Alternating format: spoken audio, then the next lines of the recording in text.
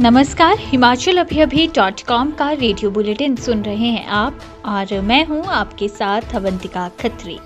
बात करेंगे प्रदेश की बड़ी खबरों पर, लेकिन सबसे पहले नजर डालेंगे सुर्खियों पर। हिमाचल में बीजेपी उम्मीदवारों की घोषणा, 6 टिकट होल्ड, 10 एमएलए का पत्ता साफ, 2 मंत्रियों की बदली सीट, 62 कैंडिडेट्स में सिर्फ 5 महिलाएं। सीएम जयराम ठाकुर ने भरा चुनाव नामांकन, बोले पीएम मोदी और अमित शाह का आभार, उन्होंने मुझ पर विश्वास जताया, जिस पर खरा जरूर उतरूंगा। कांग्रेस में शामिल होने की तैयारी में पूर्व मंत्री रविंद्र सिंह रवि दिल्ली रवाना। कांगड़ा से बीजेपी में बगावत शुरू, ध्वाला का ऐलान, बीजेपी टिकट ना दे तो भी चुनाव लड़ूंगा, कांग्रेस को चिमटे से छूना भी पसंद नहीं। नई दिल्ली से यात्रियों को लेकर पहली बार हिमाचल पहुंची वंदे भारत, 4 घंटे 54 मिनट में तय हुआ सफर। भाई को मिली पिता की टिकट तो बहन ने खोला मोर्चा, पूछा परिवारवाद में हर बार बेटियों की बलि क्यों। अब खबरें विस्तार से। बीजेपी ने हिमाचल विधानसभा चुनाव के लिए मंगलवार सुबह 62 उम्मीदवारों की पहली लिस्ट जारी कर दी। इनमें 5 महिलाएं शामिल हैं। 10 सिटिंग विधायकों के टिकट काट दिए। मुख्यमंत्री जयराम ठाकुर सिराज सीट से चुनाव लड़ रहे हैं। उनके खिलाफ कांग्रेस के चेतराम मैदान में हैं। अनिल शर्मा को मंडी और सतपाल सिंह सत्ती को ऊना से टिकट दिया गया है। कांग्रेस छोड़ बीजेपी में शामिल हुए कांगड़ा के पूर्व विधायक पवन काजल और नालागढ़ के पूर्व विधायक लखविंदर राणा को भी टिकट मिली। मंडी से अनिल शर्मा को टिकट दिया गया है। पार्टी ने 2 मंत्रियों सुरेश भारद्वाज और राकेश पठानिया की सीट बदल दी है। सीएम जयराम ठाकुर ने मंडी में एसडीएम थुनाग के चुनाव कार्यालय में अपना नामांकन भरा।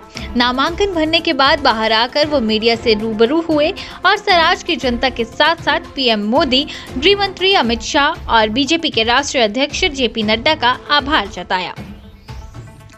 उन्होंने कहा कि सराज की जनता और पार्टी हाईकमान ने उन पर भरोसा जताया है, इसलिए वो तहे दिल से आभारी हैं।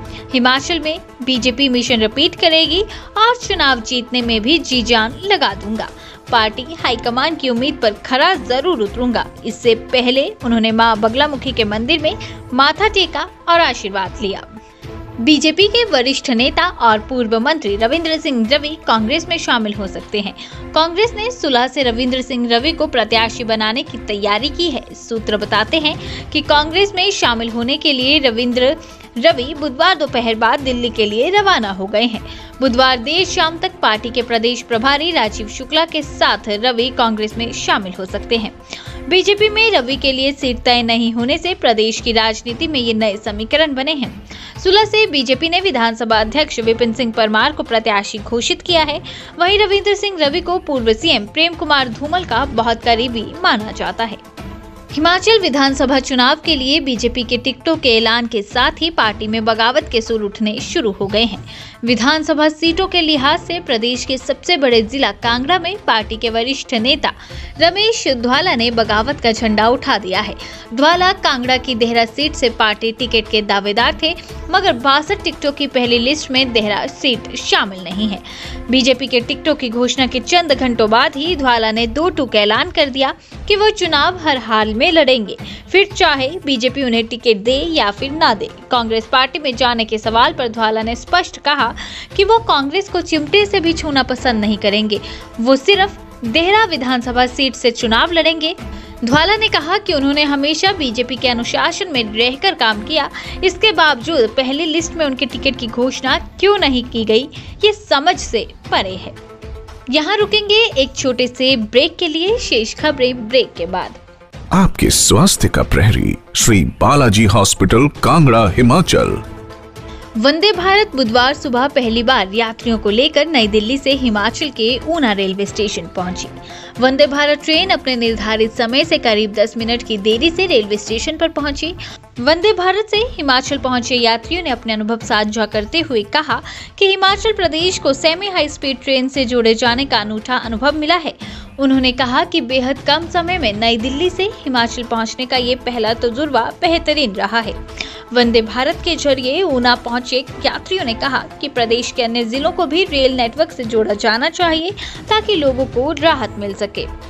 हिमाचल प्रदेश में विधानसभा चुनावों का ऐलान और टिकट आवंटन के बाद अब विद्रोह के स्वर भी उठने लगे हैं।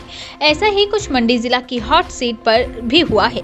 धर्मपुर क्षेत्र में इस बार कैबिनेट मंत्री महेंद्र सिंह ने अपने बेटे रजत ठाकुर को चुनावी मैदान में उतारा है। इससे उनकी बेटी बीजेपी महिला मोर्चा महामंत्री वंदना गुलेरिया प्रदेश में बीजेपी से नाराज हो गई हैं। वंदना ने अपने पद से इस्तीफा भी दे दिया है। सुबह उन्होंने सोशल मीडिया पर एक पोस्ट डालकर खूब बवाल खड़ा कर दिया था। उन्होंने पोस्ट में लिखा था कि दिल्ली से टिकट तो ले आते हैं मगर वोट कहां से लाएंगे। वहीं बाद में एक और पोस्ट डाली और कहा कि हर बार परिवारवाद में बेटियों की बलि क्यों दी जाती है, और बाद में उन्होंने पोस्ट पर ही इस्तीफा दे दिया। इनके साथ ही 55 अन्य महिलाओं ने भी इस्तीफा दे दिया है। इस पोस्ट के बाद अपने ही भाई और पिता के प्रति उनकी नाराजगी जग जाहिर हो चुकी है। उनके इस पोस्ट के बाद राजनीतिक गलियारों में कई तरह की चर्चाएं होने लगी हैं। हालांकि बताया ये भी जा रहा है कि पिता महेंद्र सिंह ठाकुर और भाई रजत ठाकुर उन्हें मनाने में जुट गए हैं। तो रेडियो बुलेटिन में फिलहाल के लिए बस इतना ही। मुझे दीजिए इजाजत। नमस्कार।